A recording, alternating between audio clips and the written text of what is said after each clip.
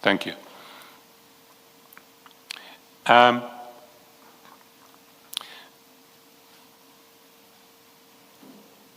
We were dealing with my second concern in relation to your version, which is that the version just doesn't match with the text. And what I want to put to you in this regard is nowhere in any of the texts, two propositions. First is, nowhere in any of the texts is there any suggestion that what you're looking for is questions of compliance. Do you accept that nowhere in any of the texts is there any suggestion that what you're looking for is issues of compliance? It's not me, SC, who was looking for that, it's Sgt Nkosi. Well, nowhere in any of the texts is there any suggestion that what Sgt Nkosi was looking for was issues of compliance, and what you were reporting to him in relation to his requests concerned issues of compliance? From my side, he requested Nico to give him additional companies that have in priority how he prepared them in terms of compliance. No, I understand what your version is, but there is nothing in the texts that supports that version. Either this was said in voice calls that we can't see, or well, we certainly don't see it in the texts. You accept that? Correct. What we do see in the texts are messages that are consistent with an attempt to rig the tender in favor of certain bidders, though. Because the texts are consistent with an interpretation that this was an exercise of rigging a tender in favor of particular bidders. They refer to our vehicles for land to be given Kuumpuetu in order of priority. Our vehicles for land, order of priority. So the texts are consistent with an attempt to rig the bid, but not consistent with an attempt to investigate issues of compliance. What's your answer to that? Confining it just to the texts. As I indicated, this was the choice of words from Mr. Matobela. I just edited on his messages and added what was I wanted to add. I see. But whoever the originator of these messages was, the wording of the messages is consistent with an attempt to rig a tender, but not consistent with an attempt to investigate questions of compliance. Will you accept that? Whether it was you or Nico who wrote the wording is consistent with an attempt to rig a tender. It is not consistent with an attempt to investigate issues of compliance. From what I was told to say, he wants to give the CFO to check for compliance in order of priority. I wouldn't accept that statement that it was to rig the tender, SC. But if you accept that at this point there could not be any checking of compliance that is useful or that serves a useful purpose, because that the ship has sailed. Now this is before the BEC, and compliance could not be checked by the CFO. If you accept that is so, which I thought you did accept earlier, then the purpose could not have been. It's reasonable to say the purpose of distributing this list could not have been to check for compliance, unless you say the CFO could. You believed that the CFO could check for compliance. If you don't say that, then you must accept, firstly, that there was no purpose to this list being distributed for compliance, and therefore it must have been distributed for something else, other purpose. And Mr. Chaskalson is suggesting what I think is the only possible explanation. It is to rig the bid. Commissioner, it might have been that possibility, but I can't confirm because it was Sgt Nkosi's request. Yeah, but you're assisting in it. When you distribute it, you know that compliance can still be checked at this point. If I expect that you know that. That at the time that Sgt Nkosi asks for the list and you give it to him, you know that compliance cannot be checked. Then the question, it won't make a difference because it can be checked for compliance at this stage by Mfowethu. You know that. Then you yourself must be distributing it or sharing it with Nkosi for a different purpose other than checking compliance, because you know compliance cannot be checked at this point. He has asked for it, commissioners. It's not me who's distributing it. That's what he requested, and I'm not privy to Sgt Nkosi's discussions with the CFO. You are distributing it to him. You're giving it to Nkosi, and you're telling us that you're giving it to him so that because he said to you, we want to check for compliance, we want the CFO to check for compliance, so you are distributing it. This is not a word play, a play on words. It's not that. It is conduct. You are distributing the list wherever you got it from, whether it's from Nico in the way you say it, or as I suggest, might have been the case, is it is your list or you got it from somebody else. You are distributing it to Nkosi. Your explanation is Nkosi asked for a list, so you distribute the list. And what I'm suggesting to you, or what I'm putting to you, is you could not have believed that this list was going to be used to check compliance because you know the tender process at that stage. So you did not believe that because you either knew the true purpose of the list or in your own reasoning, you knew this cannot be to check compliance because the ship has sailed. Or a third alternative, in fact, is you knew it would be to check for compliance because you know that the CFO Mfowethu has a way of dealing with this. I don't agree, Commissioner. Okay, thank you. Well, Commissioner Baloyi has essentially touched on my third reason why this is this version of yourself and the CFO and Sgt Nkosi is utterly implausible,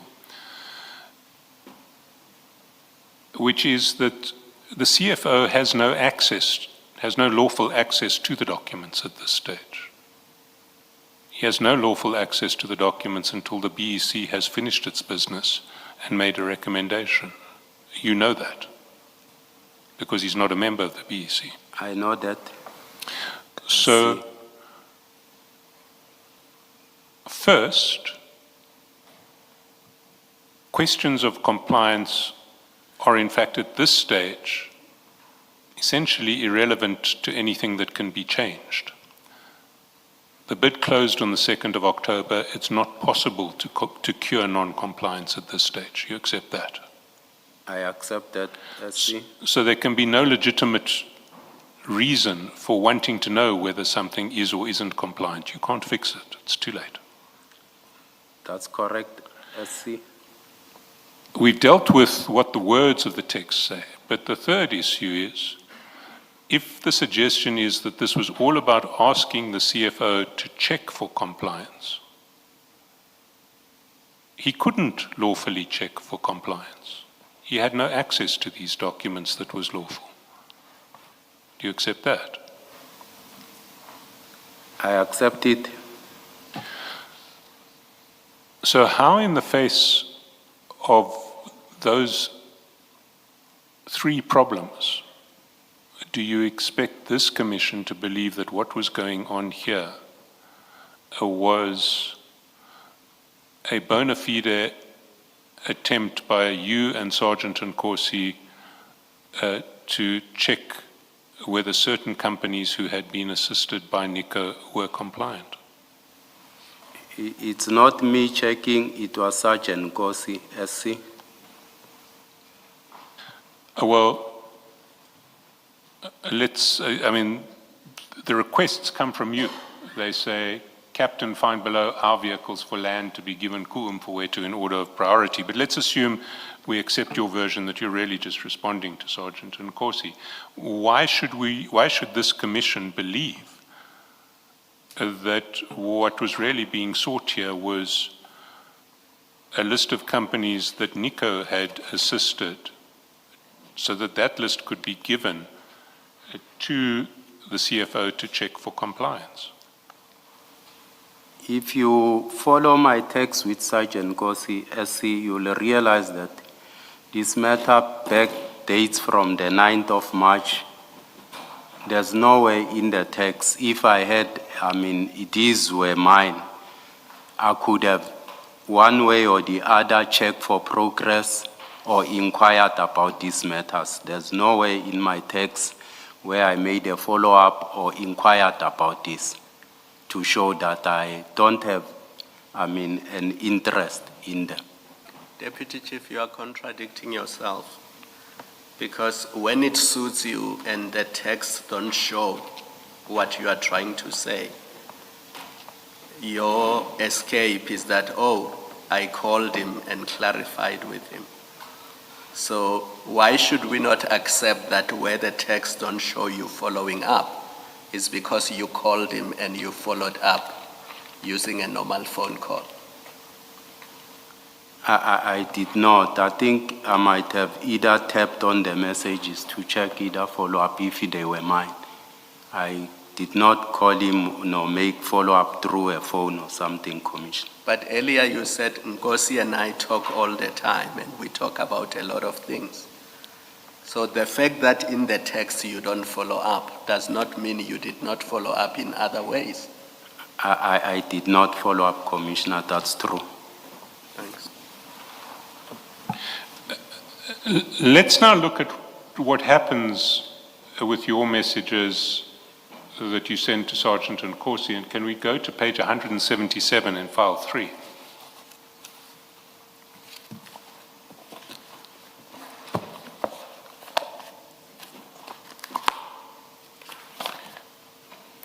And there you'll see that when you come back to Sgt Nkosi with your list of 7 companies, 7 vehicles for land to be given Ku'umfowethu in order of priority. 177. File 3. File 3.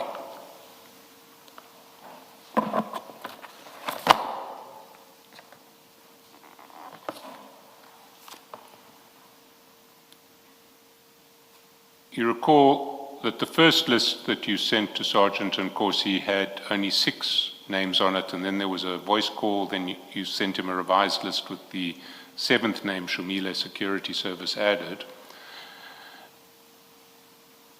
And then at 9:08 p.m., he forwards your message, Captain, find below our vehicles for land to be given Ku'umfowethu in order of priority. He forwards that message to the CFO. You see that?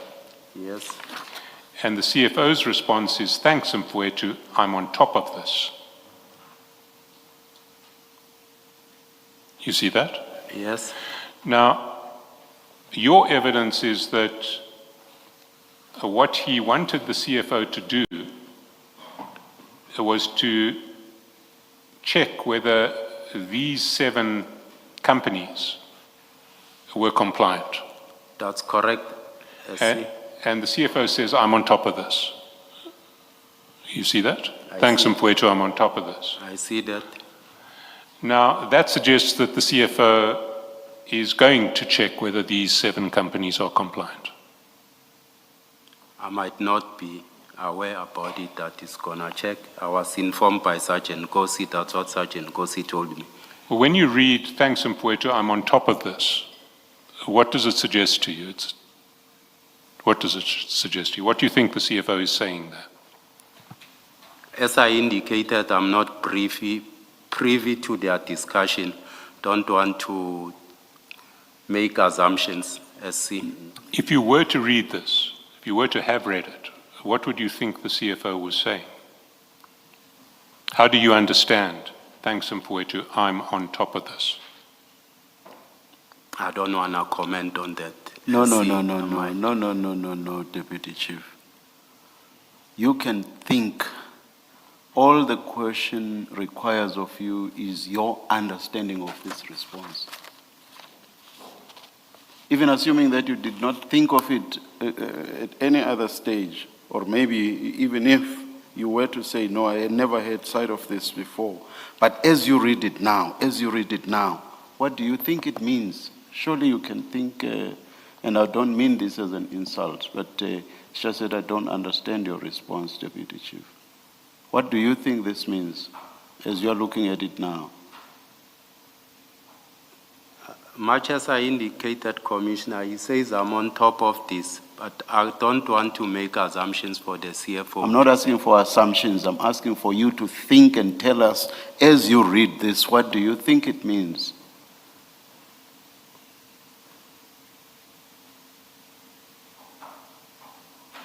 In the context of everything else that you know, that you have said, and even the purpose for which you had forwarded this to Sgt Nkosi, in the context of all that, when you look at this now, what do you think it means in that context? In the context of what we spoke about, I'm thinking that he's assisting Sgt Nkosi with his request. Thank you. It was not so difficult after all. Please do not be evasive, Deputy Chief. Yes, Mr. Chaskalson. And that request is to check whether those bidders are compliant, as you've been saying. That's what Sgt Nkosi indicated to me. Now, how could the CFO lawfully check whether those bidders were compliant? The CFO wasn't entitled to look at any of the bid documents at this stage. You've accepted that. I accept it that he can't do that. So, on the face of it, it's looking like even on the benign version that you want to give to Sgt Nkosi's request, the CFO and Sgt Nkosi are agreeing that the CFO will do something that he may not lawfully do. The CFO is doing what? He may not lawfully do. He's going to look at the bid documents to see if these bidders were compliant. And he's not allowed to do that. He's admitted he cannot see any of these documents until the first meeting of the BAC.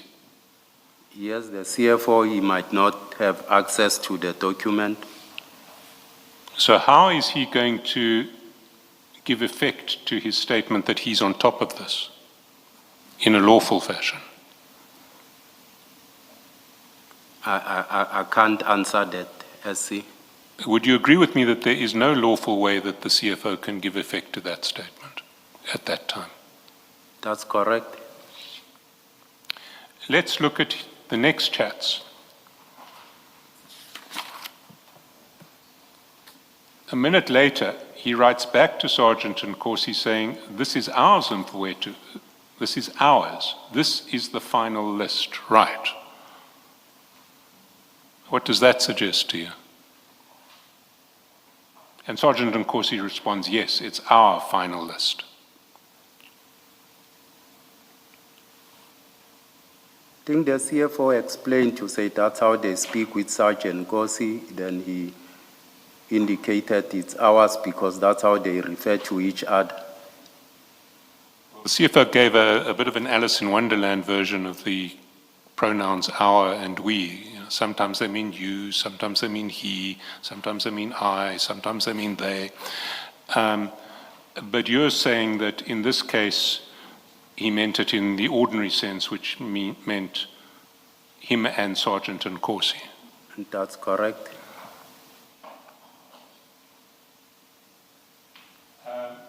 So he was saying, he was asking Sgt Nkosi, is this the list of you and me?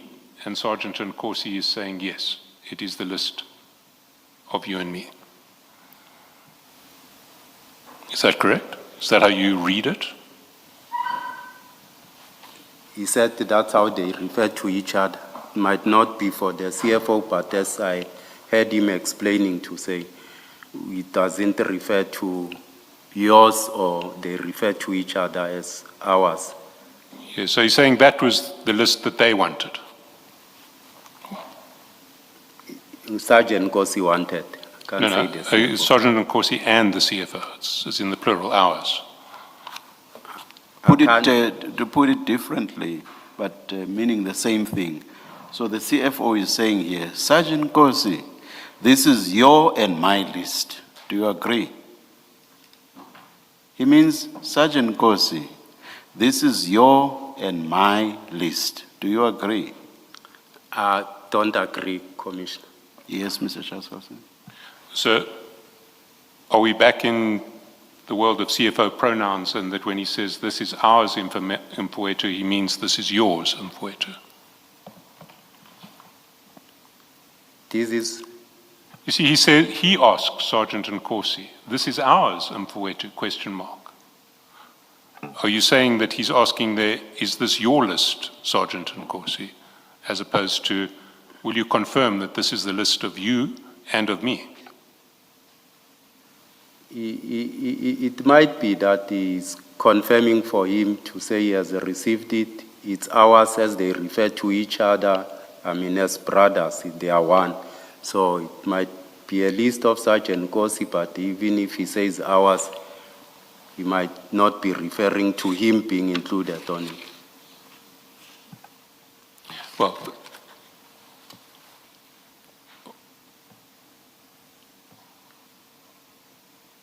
what I want to put to you is that the ordinary meaning of what the CFO said is, this is yours and this is mine, this is ours.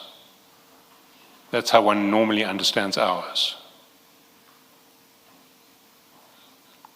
I don't agree to it because we sometimes adopt a way of communication with people, how we communicate, refer to each other, a particular set of standards when we communicate. It might not mean what I mean, you are suggesting, SC. And at the time, were you aware that the CFO and Sgt Nkosi referred to each other in ways that involved strange uses of pronouns like ours, that when they said to each other ours, they didn't mean ours? That's how they refer to each other, as I know, to say they are one. You see, if you go back to page 440, you'll see that after this exchange, in chat number 6, Sgt Nkosi WhatsApped you a screenshot of that exchange. And you'll see that screenshot, which was WhatsApped to you in chat number 6 at 9:46 p.m. That screenshot appears at page 526.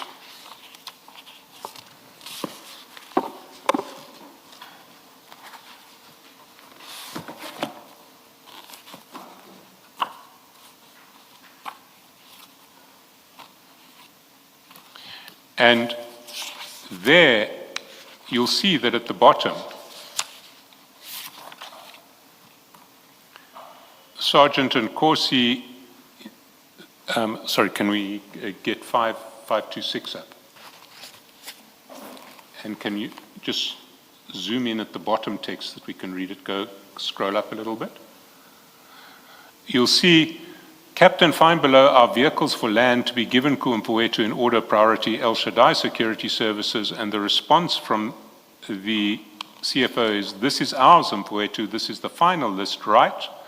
And Sgt Nkosi responds, yes, it's ours, the final list.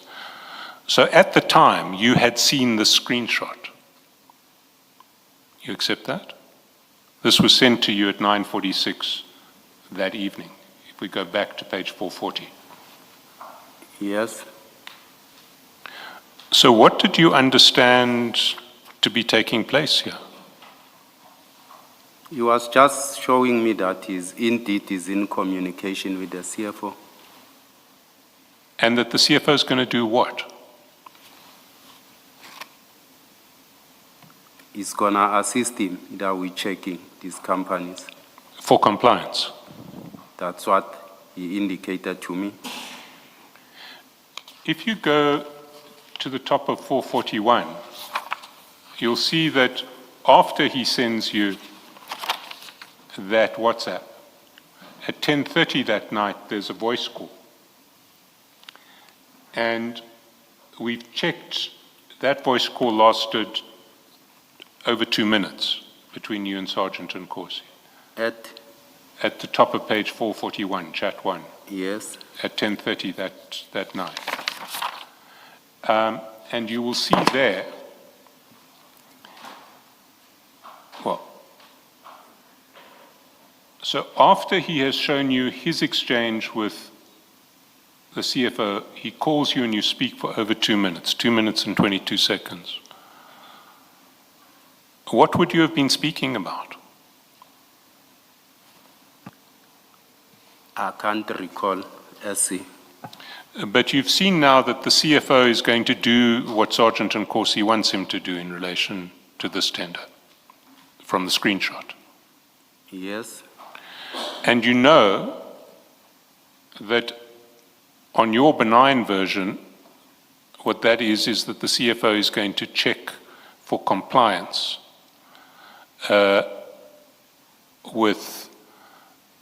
in relation to that list of 7 companies, the vehicles for land to be given in order of priority. Yes. And to do that, he will have to look at the bid documents or the documents that are supposed to be under lock and key at the BEC in order to check for compliance with those 7 companies. Yes. But he cannot lawfully do that. He's not supposed to have access to those documents. Which is impractical for the CFO to do that. It's not impractical, it's unlawful. I'm saying it's impractical because I don't think he has the keys for... So how can he be telling Sgt Nkosi that he's going to be checking for compliance of those 7 companies? I'm not sure about it, SC. He can't lawfully check for compliance with those 7 companies. You'll accept that? I agree with you that you can't check compliance. So I want to come back to you in your role as head of internal affairs at Tshwane. You now, on your version, have a situation where the CFO is communicating with Sgt Nkosi. He's undertaking, on your version, to check for compliance of 7 companies in a pending tender. And you know that he cannot lawfully do that because he cannot lawfully have access to those documents. Did you take this further? No, SC. Why not? The CFO is committing to Sgt Nkosi to do something which is unlawful in relation to a tender at Tshwane, on your version. Much as I'm saying, I'm not privy of what are they talking, what is it that the CFO might have committed to Sgt Nkosi. You know what he's saying. You've seen all of this correspondence, including this communication between the 2 of them, where they're talking about this being a final list and him saying, I'm on top of it. You know that is a fact because that correspondence is shared with you. So you should be able to answer that question. You now have the facts. Yes, that list came from you. It did not come from me, Commissioner Kumar. Give it to Nkosi. I passed it to You passed Nkosi it on, as he yes. requested, yes. So you know that because you got the list from Nico, you gave it to Nkosi with a clear request that he must give it to the CFO. So you know what's going on. much as I indicated to say, I'm not privy to the discussions of Sgt Nkosi and the CFO. And even if Sgt Nkosi shows me many things that he speak to this one, he speak to this CFO and so forth. So, and I could not, say either that's doable or whatever the case it might be, what Sgt Nkosi is saying. No, but you are privy to their communication. You are, yeah. One, you pass on lists and you say it's from 482. So you know that. That's correct, You give it to Commissioner. Nkosi to pass on to 482. So you are privy to that communication. You know that Sgt Nkosi and your CFO are discussing bidders in a tender process or in a bid process that is still underway. You know that as a fact. Yes. And yeah, please, let's accept that we know you know that as a fact, because that's what the correspondence that is being shared here by you and with you tells you. Then you also get to see the communication where the CFO says to Sgt Nkosi, I'm on top of it, because it's shared with you, right? And then you get to see also, there is this our final list from the CFO to Sgt Nkosi. You see that because it is shared with you. So you are privy to those facts. And so you should be able to answer the question of Mr. Chaskalson's question, because on the basis that you are privy to these facts and you are head of the internal unit, whatever it's called, you should be able to act. You have the facts to act. That's correct, Commissioner. I was privy to the information, but I did not see it the way you are putting it to say it. I could have investigated this matter. Mr. Chaskalson?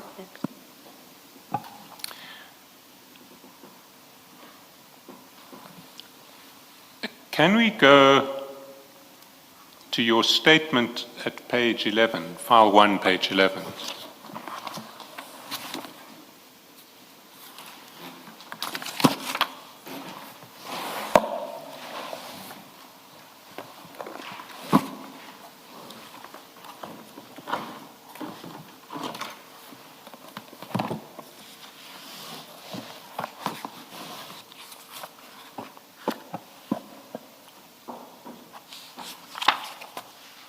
And there you were